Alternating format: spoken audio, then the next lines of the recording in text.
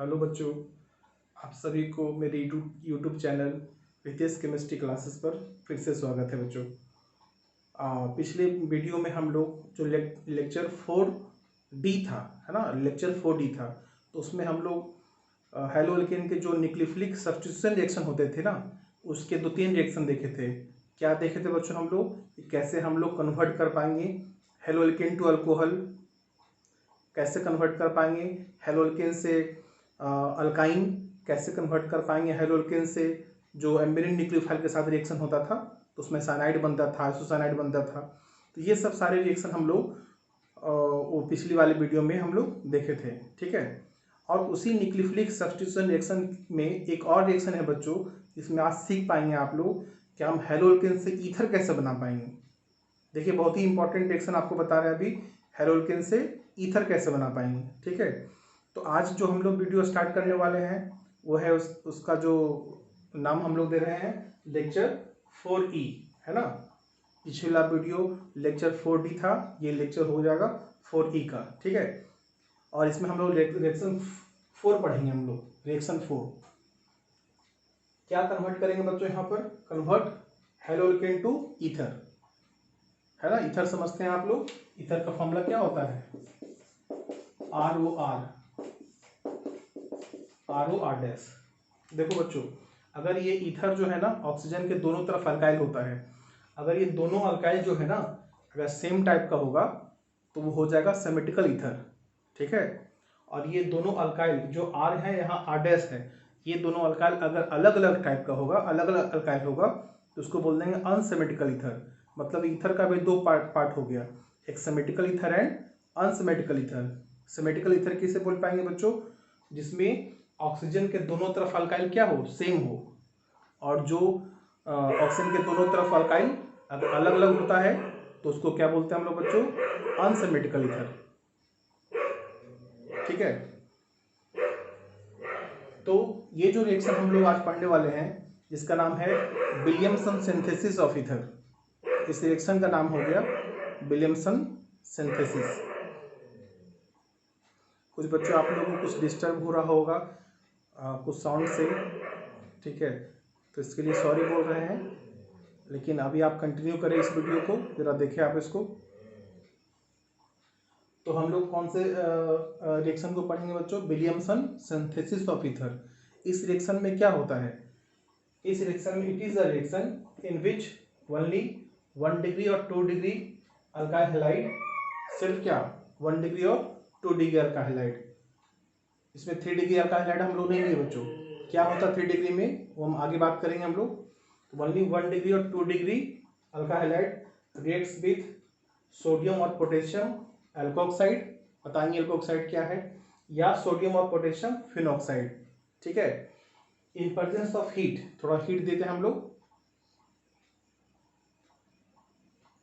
अगर आप यहाँ पर हीट ना भी दे तो भी चल सकता है कि यहाँ पर इन प्रेजेंस ऑफ हीट ना लिख करके भी काम करें हम लोग। सोडियम और पोटेशियम फिनॉक्साइड, देन तब क्या होगा बच्चों? Then both symmetrical and unsymmetrical ether can be form.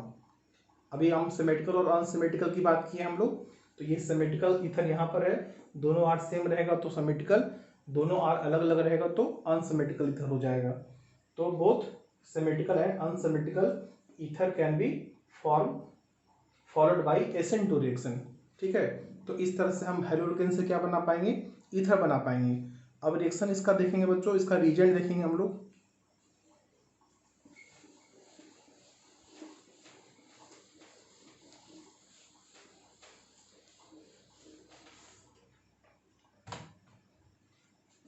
इसका रीजेंट क्या हो जाएगा?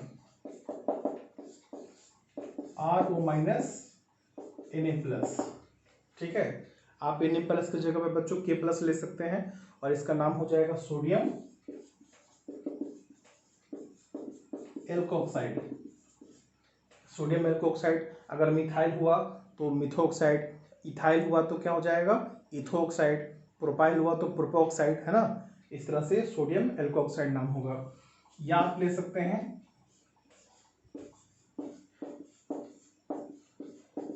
इसका नाम हो जाएगा sodium sodium phenoxide, sodium phenoxide, इस तरह से हम ले सकते हैं रीजेंट के रूप में बच्चों। इसमें आपको बता दें कि RO माइनस जो है यहाँ पर, ये जो फिनॉक्साइड है यहाँ पर न्यूक्लियोफाइल ग्रुप में काम कर रहा है।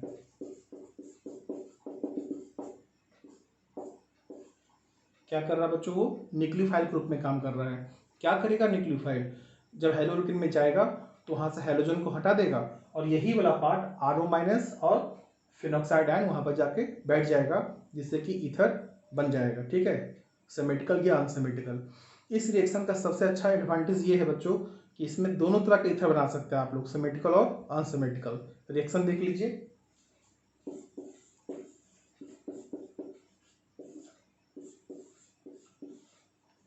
RCl R-O minus Na+।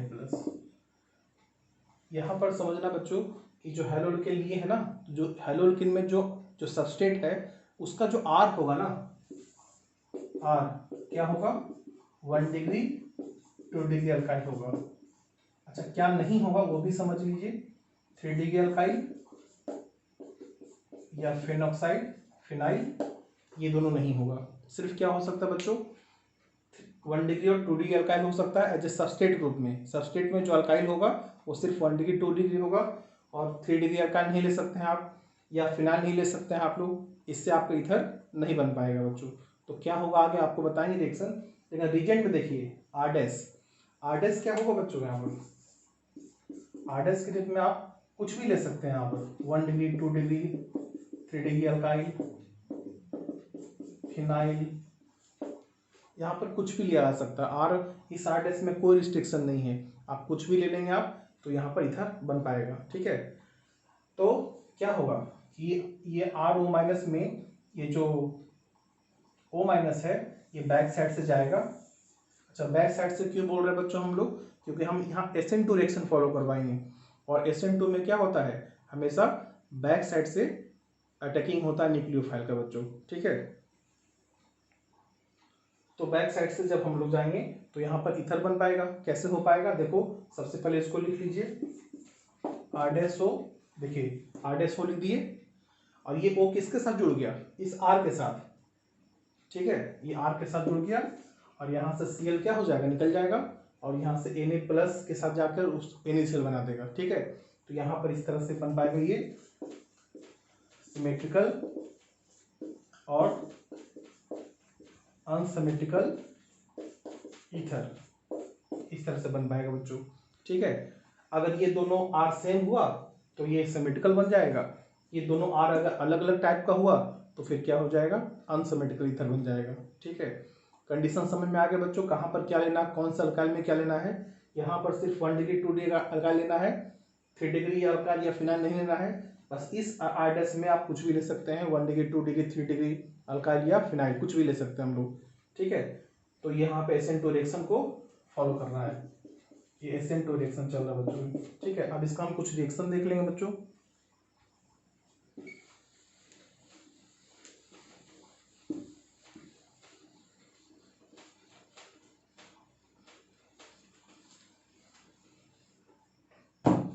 जैसे देखिए CH3Cl है, CH3Cl, यहाँ CH3O माइनस K प्लस, ऐसा हो गया आपका, ये ऐसा हो गया। तो रिएक्शन क्या हो जाएगा बच्चों?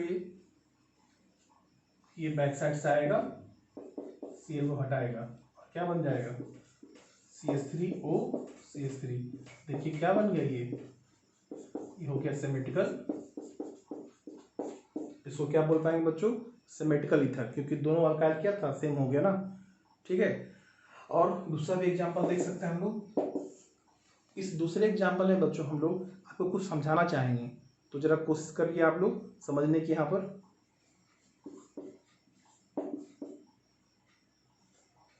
CH3Cl,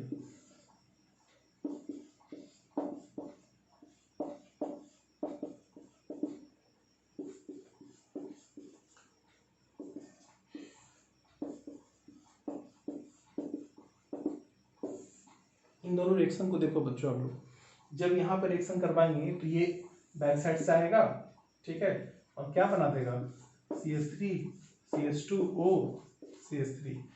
इसका नाम क्या हो गया, मिथॉक्सी इथेन। इसका नाम क्या होगा बच्चों, मिथॉक्सी इथेन, ठीक है। लेकिन जब ये भी रिएक्शन करवाएंगे बच्चों तो ये भी तो वही काम करेगा कि जिस कार्बन पर हेलोजन है उसी कार्बन पर अटैक करेगा, ठीक है, और यहाँ से Cl को निकाल देगा, CH3 CH, यहाँ पर से पहले लिखे हम लोग CH3O और फिर CH2 CH3, इस तरह से। इसका भी नाम क्या हो गया बच्चों, मिथॉक्सी इथेन। इसका भी नाम क्या हो गया, मिथॉक्सी इथेन। आप इन दोनों रिएक्शन में देख पाएंगे बच्चों कि प्रोडक्ट तो सेम बन गया आपका, ठीक है, लेकिन यहाँ पर क्वेश्चन पूछा जा सकता है कि कौन रिएक्शन फास्ट रिएक्शन है टुवर्ड द विलियमसन सिंथेसिस। तो देखिए, चूंकि SN2 रिएक्शन को फॉलो करता है और SN2 में वही रिएक्शन ज़्यादा फास्ट होता है जहाँ पर स्टेरिक रिपल्सन कम होता है, ठीक है। तो देखिए इस वाले में जब ये O- अटैक करने के लिए आया था इस पर CH3 पर, तो यहाँ पर कोई दूसरा अल्काइल तो नहीं था, तो यहाँ पर स्टेरिक रिपल्सन क्या हुआ, कम रहा, ठीक है ना। लेकिन जब यहाँ पर CH3O- यानी O- जब अटैक करने के लिए आया तो यहाँ पे पहले से कौन बैठा हुआ था, ये मिथाइल ग्रुप बैठा हुआ था। अब ये मिथाइल ग्रुप क्या करेगा बच्चों कि इस मिथाइल ग्रुप और इस न्यूक्लियोफाइल के बीच में क्या लगने लगेगा, स्टेरिक रिपल्सन, जिसके वजह से ये रिएक्शन थोड़ा स्लो हो जाएगा, ठीक है। तो ये रिएक्शन क्या हो गया, फास्ट रिएक्शन, ये हो गया slow reaction due to more steric repulsion. Product same बना लेकिन रेट ऑफ रिएक्शन दोनों का अलग अलग हो गया। आप समझ रहे हैं क्यों हुआ, जो हम रीजन बताया आपको, फिर से इसको देख सकते हैं, समझ सकते हैं इसको। और भी दूसरा रिएक्शन देखेंगे बच्चों आप लोग।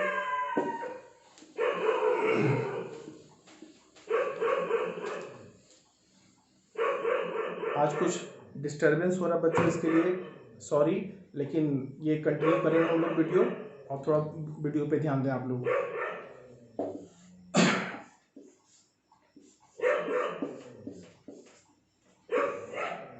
CH3O- Na+। जब बच्चों क्लोरोबेंजीन को हम लोग सोडियम मिथॉक्साइड से रिएक्शन करवा रहे हैं तो क्या रिएक्शन होगा, और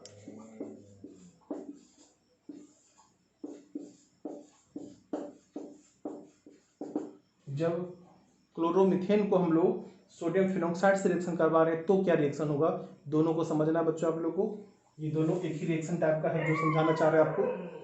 ऊपर वाले में क्या होगा बच्चों, नो रिएक्शन हो जाएगा, ऊपर वाले में नो रिएक्शन हो जाएगा। क्यों, क्योंकि जो O- है, क्योंकि यहाँ पर क्लोरीन का जो लोन पेयर कहाँ चला जाएगा, रेजोनेंस में जाने से कार्बन और क्लोरीन के बीच में पार्शियल डबल बॉन्ड हो जाएगा, बॉन्ड स्ट्रेंथ मजबूत हो जाएगा और वो बॉन्ड टूट नहीं पाएगा, ठीक है, तो इसलिए रिएक्शन नहीं हो पाएगा। लेकिन अगर हम चाहते हैं कि ईथर बने और उसमें फिनाइल ग्रुप भी रहे तो इसके लिए बहुत आसान काम है कि आप फिनाइल ग्रुप को सबस्ट्रेट में ना ले, क्लोरोबेंजीन ना ले, आप उसको रिजेंट में डाल दें फिनाइल ग्रुप को, तो देखिए आपका फिनाइल के साथ ईथर बन जाएगा, ठीक है। तो यही रिएक्शन होने के लिए हम देखो नीचे वाला रिएक्शन समझिए आप लोग कि हम CH3Cl ले लिए और सोडियम फिनॉक्साइड ले लिया हम लोग, ठीक है, तो देखो रिएक्शन हो जाएगा, यहाँ पर ऐसा हो जाएगा, से निकल जाएगा और ये फिनाइल पर क्या हो जाएगा, OCH3 बन जाएगा, OCH3, इसका नाम मिथॉक्सी बेंजीन है, इसी को बोलते हैं एनिसॉल। मिथॉक्सी बेंजीन का ही दूसरा नाम क्या है बच्चों, जो जनरल नेम है इसका कॉमन नेम एनिसॉल, ठीक है। तो एनिसॉल, तो हम समझ में आया कि अगर हमको ईथर बनाना हो और फिनाइल ग्रुप भी चाहिए तो वो फिनाइल ग्रुप हमको सबस्ट्रेट में ना लेकर के रीजेंट में लेना पड़ेगा, तभी ये रिएक्शन हो पाएगा बच्चों। तो यहाँ से और कुछ एग्जाम्पल देखें आप लोग।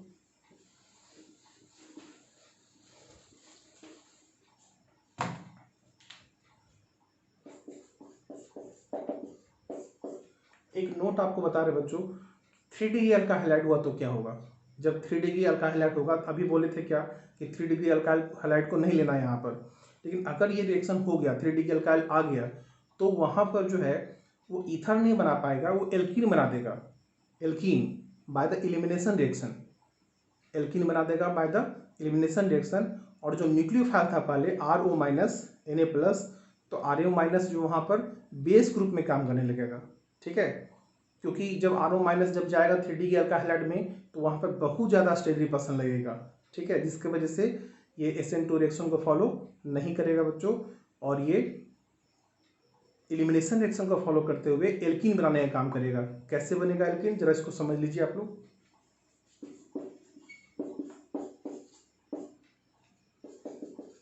इन 3 डिग्री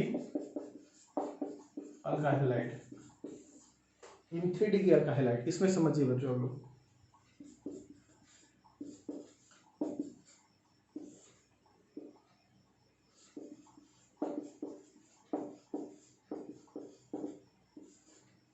ऐसा समझेंगे हम लोग। देखो ये 3 डिग्री अल्काइल हैलाइड है, जिस कार्बन पर हेलोजन है वो कार्बन कैसा है, वो 3 डिग्री कार्बन है आपका ये, इसीलिए क्या हो गया ये 3 डिग्री अल्काइल हैलाइड हो गया, ठीक है। अब 3 डिग्री अल्काइल हैलाइड हो गया, तो अब हम लोग यहाँ पर न्यूक्लियोफाइल के रूप में यहाँ पे यूज किए थे, लेकिन यहाँ पर जब ये न्यूक्लियोफाइल इस पे जाएगा तो यहाँ पर 3-3 बल के ग्रुप बैठा हुआ है, जिसकी वजह से क्या होगा, स्टेरिक रिपल्सन होगा, जिसकी वजह से रिएक्शन नहीं हो पाएगा, ठीक है। लेकिन यहाँ पर यही जो CH3CH2O- जो है, अब वो बेस न्यूक्लियोफाइल ग्रुप में ना काम करके बेस ग्रुप में काम करने लगेगा, ठीक है। अब बेस क्या करता है बच्चों, एसिड को निकालने की कोशिश करता है, ठीक है, एसिड निकल जाएगा यहाँ पर। एसिड कैसे निकलेगा, तो ये जो O- CH2CH3 है, जो यहाँ पर किस रूप में काम करेगा, बेस ग्रुप में काम करेगा, तो ये क्या करेगा, इस एच को यहाँ पर से खींच लेगा और यहाँ से ये ले लेगा और यहाँ ऐसे कर लेगा, ठीक है। चूंकि इस बेस को H+ निकालना आसान है, H+ निकालना आसान है, H+ का साइज छोटा होता है, तो H+ को आसानी से निकाल पाएगा। लेकिन याद रखिए कहाँ से निकाल पाएगा, तो जिस कार्बन पर हाइड्रोजन ग्रुप हो उसके बगल वाले कार्बन से हटा पाएगा H, ठीक है। तो वहाँ से H+ को निकाल लिया, H+ एसिड होता है ना, ये बेस हो गया, एसिड बेस रिएक्शन हो गया, और यहाँ पर ये पाई इलेक्ट्रॉन यहाँ पर चला गया, ये सिग्मा इलेक्ट्रॉन, और ये इलेक्ट्रॉन क्लोरीन Cl- ग्रुप में निकल गया। तो यहाँ पे H निकल गया H+ ग्रुप में, Cl निकल गया Cl- ग्रुप में, और यहाँ पे आपको डबल बॉन्ड आ गया, और क्या बन गया ये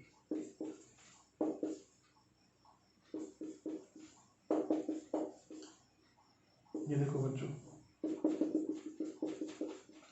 क्या बन गया आपका ये एल्कीन बन गया आपका ये, ठीक है। आज थोड़ा ज़्यादा डिस्टर्बेंस हो रहा है बच्चों, उम्मीद है कि आप इस पर गौर नहीं करेंगे और अपने वीडियो पर ध्यान देंगे।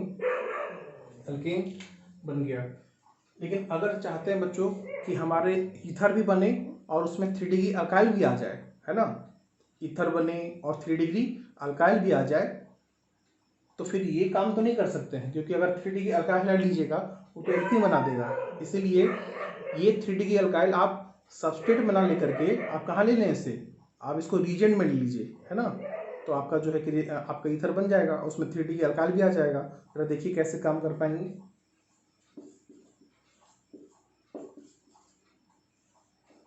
CH3Cl, और यहाँ पर क्या ले रहे हैं हम लोग, CH3O- Na+। देखिए यहाँ पर 3 डिग्री अल्काइल आ गया है और यहाँ पर रिएक्शन हो जाएगा, आसानी से यहाँ पर अटैक हो पाएगा, और क्या बन पाएगा ये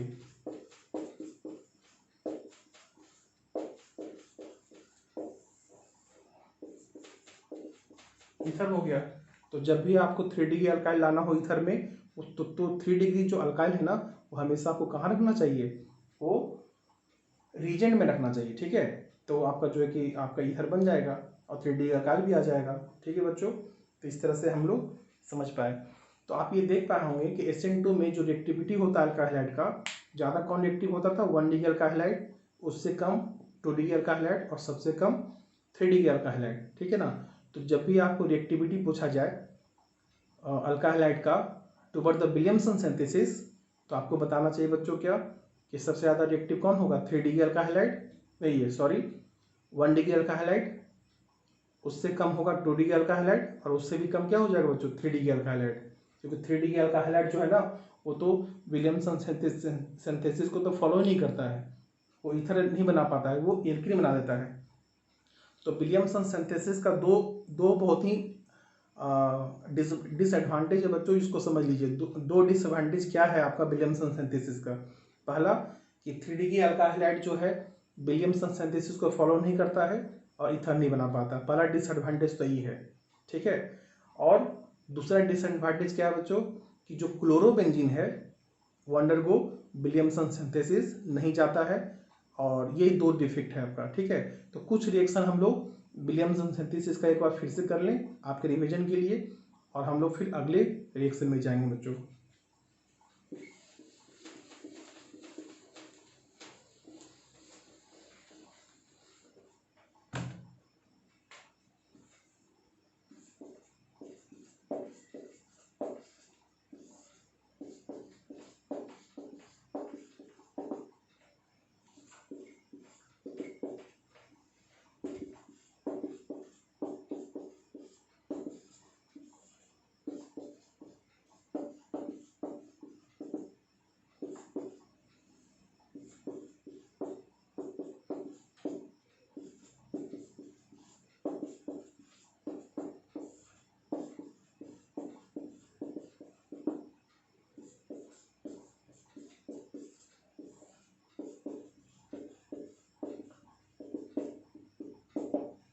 ये बच्चों इस तरह से क्वेश्चन है, हम तुरंत इसका आंसर दे दे आपको।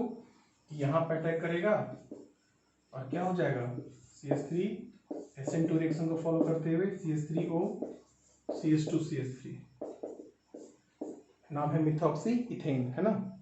इसमें क्या होगा, ये 2 डिग्री अल्काइल हैलाइड है, 1 डिग्री अल्काइल हैलाइड था,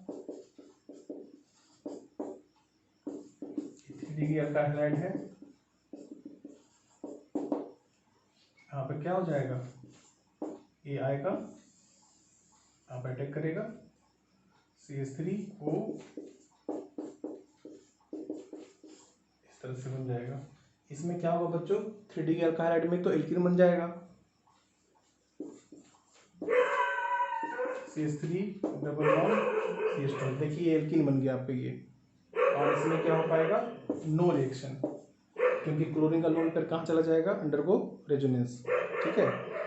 इसके वजह से रिएक्शन नहीं हो पाएगा। तो इसी रिएक्शन का नाम होता था बच्चों विलियमसन सिंथेसिस ऑफ ईथर। इसमें both symmetrical and unsymmetrical ether बना सकते हैं हम लोग, ठीक है। अब आगे जो हम लोग जो हैं कि ये जो न्यूक्लियोफिलिक सब्स्टिट्यूशन रिएक्शन था उसको हम लोग खत्म कर चुके 4 रिएक्शन के साथ। पहला रिएक्शन था हेलोल्केन से अल्कोहल बनाने के लिए बाय द एक्वस क्लीवेज। दूसरा रिएक्शन था हेलोल्केन से ये अल्काइन बनाने के लिए, है ना। तीसरा रिएक्शन था हेलोल्केन का रिएक्शन एमिडेंट न्यूक्लियोफाइल के साथ, और ये चौथा रिएक्शन था हेलोल्केन से ईथर बनाने के लिए by the Williamson synthesis of ether, ठीक है बच्चों। अब हम लोग कुछ आगे बढ़ेंगे और हम लोग दूसरे रिएक्शन में जो जाने वाले हैं। हम लोग 4 रिएक्शन आपको लिखवाए थे जब हेलोल्केन का केमिकल रिएक्शन ऑफ हेलोल्केन किए थे। पहला रिएक्शन विथ मेटल, फिर दूसरा था आपका क्या, न्यूक्लियोफिलिक सब्स्टिट्यूशन रिएक्शन, जो तीसरा था रिडक्शन ऑफ हेलोल्केन, और चौथा था आपका ये एलिमिनेशन रिएक्शन जो आपको बताने वाले अब हैं। तो आप एलिमिनेशन रिएक्शन पे बच्चों ध्यान देंगे अब, ठीक है, जो हेलोल्केन का चौथा रिएक्शन है और इम्पोर्टेंट रिएक्शन भी है बच्चों ये।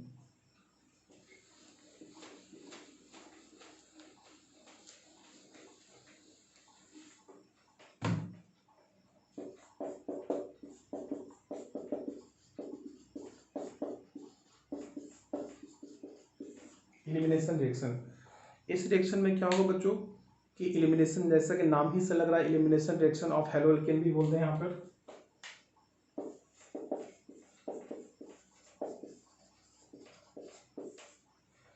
इट इज अ रिएक्शन, ऐसा रिएक्शन है जिसमें इट इज अ रिएक्शन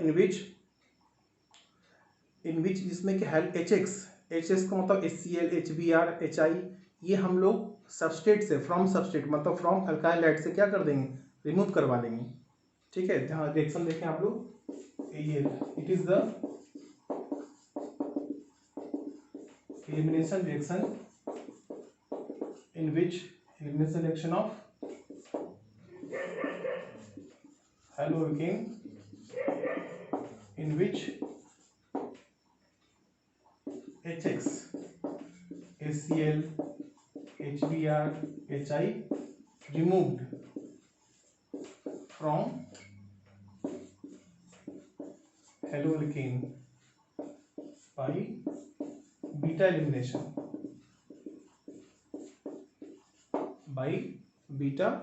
क्या होता है बीटा एलिमिनेशन आपको बताएंगे बच्चों अभी. Beta elimination and form alkene as major product, है ना. HX निकालेंगे हम लोग बाय द बीटा एलिमिनेशन के थ्रू हेलोकेन से और एल्कीन बनाएंगे हम लोग. एल्कीन का फॉर्मेशन होगा यहाँ पर. तो ये आपका एलिमिनेशन रिएक्शन था. उसमें रिएजेंट देखेंगे बच्चों हम लोग.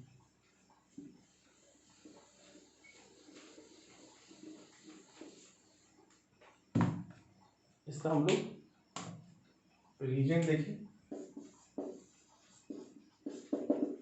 कौन से रिएजेंट से काम कर सकते हैं हम लोग. उसका नाम है अल्कोहलिक KOH.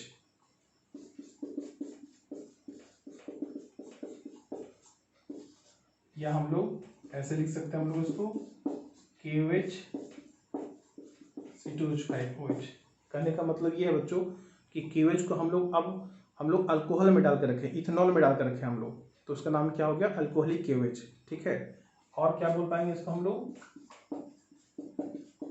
O-K+ और साथ में हीट देना बच्चों. आप लोगों को साथ में हीट देना, एलिमिनेशन करना है ना, थोड़ा हीट देना पड़ेगा आपको, तो एलिमिनेट हो जाएगा, आसानी से हो पाएगा. ठीक है. और ये हमारा जो ना अल्कोहलिक KOH था. दो तरह का KOH था बच्चों, एक्वस KOH, दूसरा अल्कोहलिक KOH. एक्वस KOH हैलोअल्केन में हैलोजन हटा के OH जोड़ता था, लेकिन अल्कोहलिक KOH क्या करेगा, पूरा का पूरा वहाँ से HX निकाल देगा. ठीक है. यानी कि HX निकालने का मतलब एसिड निकाल रहा है. इसका मतलब ये हो गया कि यहाँ पर जो अल्कोहलिक KOH है एक बेस के रूप में काम कर रहा है बच्चों. ठीक है.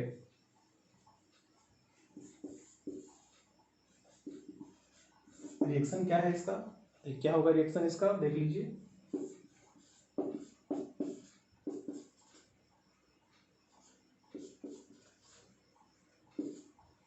ऐसा कुछ रिएक्शन अगर बच्चों यहाँ CH कर ले हम लोग. ठीक है. और यहाँ पर लगा दे क्या अल्कोहलिक KOH. अल्कोहलिक KOH लगा दे बच्चों हम लोग. तो अल्कोहलिक KOH लगा देंगे तो क्या हो जाएगा कि यहाँ से देखिए कैसे रिएक्शन होगा. इसको ऐसा समझिए, जिस कार्बन पर हाइड्रोजन ग्रुप हो उसके बगल वाले कार्बन पर जाकर के हाइड्रोजन देखना है. तो जरा देखिए हम क्या नोटेशन दे रहे हैं. जिस कार्बन पर हाइड्रोजन हो ना उसको बोलते हैं अल्फा कार्बन. अल्फा कार्बन हो गया. ठीक है. और उसके बगल वाले कार्बन का नाम क्या होगा बच्चों, बीटा कार्बन. ये बीटा कार्बन, ये अल्फा कार्बन, ये बीटा कार्बन. और चूंकि हाइड्रोजन जो निकल रहा है बीटा कार्बन से निकल रहा है ना, इसलिए इसका नाम क्या पड़ गया, बीटा एलिमिनेशन रिएक्शन. ठीक है. यहां से इसको करना है. ये बेस आएगा O-K+, है ना. ये बेस है, एक तरह का बेस काम करता है. ये बेस आएगा, इसको निकाल के जाएगा H+ ग्रुप में और यहाँ से इलेक्ट्रॉन दे देगा, ये निकल जाएगा. ठीक है. इस तरह से हम लोग क्या बना पाएंगे CH3. क्योंकि बच्चों यहाँ पर अगर ये वाला बॉन्ड यहाँ पर पाई बॉन्ड बना देगा तो इस कार्बन का 5 बॉन्ड हो जाएगा ना. उस 5 बॉन्ड को 4 बॉन्ड करने के लिए क्या करेगा, Cl अपना इलेक्ट्रॉन लेके निकल जाएगा Cl- ग्रुप में, और इस तरह से बन जाएगा क्या CH डबल बॉन्ड CH2. और क्या बन गया आपके ये एल्कीन बन गया. ठीक है. एल्कीन बन गया. बच्चों ये जो रिएक्शन हम आपको बताए हैं, क्योंकि अभी थोड़ा वीडियो थोड़ा सा अगर ज़्यादा हो जाएगा तो फिर आपको ये बोरिंग हो जाएगा. ठीक है. हम यहाँ तक अभी आपको रोक रहे हैं, हम अगले वीडियो में इसको पूरा कंप्लीट करेंगे हम लोग, क्योंकि उसमें समझना भी है आप लोगों को. ठीक है. कुछ NCERT का भी क्वेश्चन करेंगे हम लोग, और नेक्स्ट वीडियो में हम लोग इसके और भी एग्जाम्पल्स को हम लोग देखेंगे. ठीक है बच्चों. तो हम लोग अगले वीडियो में देखें. थैंक्स.